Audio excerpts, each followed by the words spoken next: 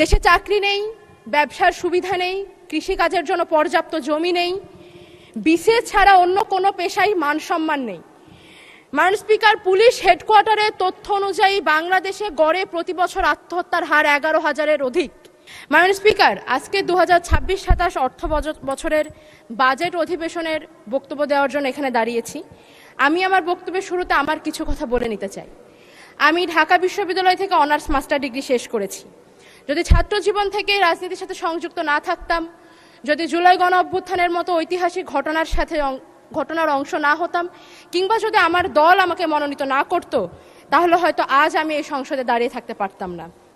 মাননীয় স্পিকার, এই সংসদের বাইরে আমার মতো অসংখ্য 25 বছর বয়সী সদ্য গ্র্যাজুয়েট সার্টিফিকেট হাতে নিয়ে ঘুরে বেড়াচ্ছে চাকরির আশায়। দেশে চাকরি নেই, ব্যবসার সুবিধা নেই, কৃষিকাজের জন্য পর্যাপ্ত জমি নেই, বিসিএস ছাড়া অন্য কোনো পেশায় মানসম্মান নেই। মাননীয় স্পিকার, পুলিশ হেডকোয়ার্টারের তথ্য অনুযায়ী বাংলাদেশে গড়ে প্রতি বছর আত্মহত্যার হার 11,000-এর অধিক, যার মধ্যে প্রায় 65%ই তরুণ তরুণী। মাননীয় স্পিকার, শিক্ষার্থীদের জন্য সরকারের নানান প্রকল্প রয়েছে, ভর্তুকি রয়েছে, আর চাকরিজীবীদের জন্য রয়েছে পে স্কেল, বোনাস। কিন্তু এই সমস্ত বেকার যুবক যুবতীদের জন্য রয়েছে শুধুমাত্র অবমাননা, অবহেলা, অসম্মান। এমনকি যে বাজেটকে বলা হচ্ছে স্বপ্ন দেখার বাজেট, যেই বাজেটের দর্শন নাকি সবার আগে বাংলাদেশ, এই বাজেটেও এই অবহেলিত গোষ্ঠীর জন্য নেই কোনো সুস্পষ্ট রূপরেখা। মাননীয় স্পিকার, এই সংসদে আমি কার প্রতিনিধিত্ব করি? এই সংসদে আমি সেই সমস্ত তরুণদের প্রতিনিধিত্ব করি যারা স্বপ্নবাজ, যারা বুকে দেশপ্রেম, হাতে সার্টিফিকেটের গোছা আর কাঁধে পরিবারের বোঝা নিয়ে দেশ নিয়ে চিন্তা করে যায়, দেশের মাটিতেই থাকতে চায়, দেশেই কিছু করতে চায়।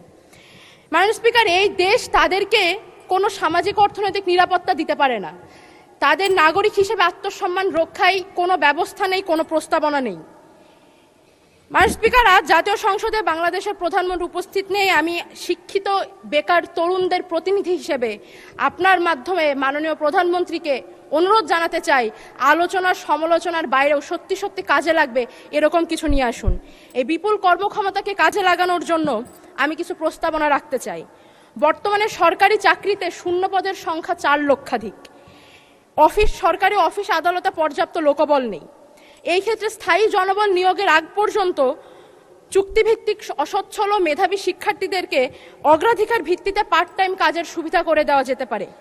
এটি যেমন তাদের অভিজ্ঞতাকে সমৃদ্ধ করবে, তেমন তাদের সামাজিক ও অর্থনৈতিক নিরাপত্তা দেবে। আবার সরকারও লোকবল সংকট থেকে মুক্তি পাবে। মাননীয় স্পিকার, দক্ষ মানব সম্পদ গঠনের উদ্দেশ্যে বাংলাদেশের সরকার বিভিন্ন সময় বিভিন্ন কারিগরি প্রশিক্ষণ দিয়ে থাকে, কিন্তু বর্তমান যুগটাই টেকনোলজির যুগ। এই বিশ্বায়নের যুগে পুরো পৃথিবী মার্কেট প্লেস।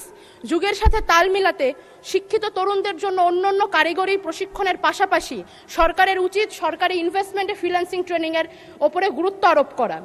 এতে তরুণরা স্বনির্ভর হবে, তাদের হাত ধরে বাংলাদেশে বৈদেশিক মুদ্রা আসবে এবং বেকারত্বের পরিমাণ কমে আসবে।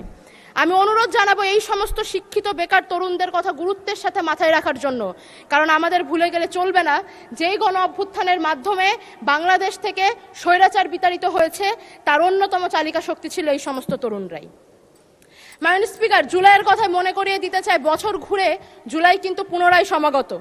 2024 সালের এই জুলাই মাসে বুকের তাজা রক্ত ঢেলে দিয়ে শত শত মানুষ রাস্তায় নেমেছিল, রক্ত দিয়েছিল বাংলাদেশ থেকে স্বৈরাচারকে তাড়ানোর জন্য। 2 বছর পরেও কিন্তু সেই স্বৈরাচারের বিষ দাঁত আমরা ভাঙতে দেখিনি। এখনো তাদের সন্ত্রাস চারিদিকে জারি রয়েছে, এখনো তারা জোর গলায় হুমকি দেয়। এত এত মানুষ হত্যার জন্য তারা বিন্দুমাত্র অনুতপ্ত না।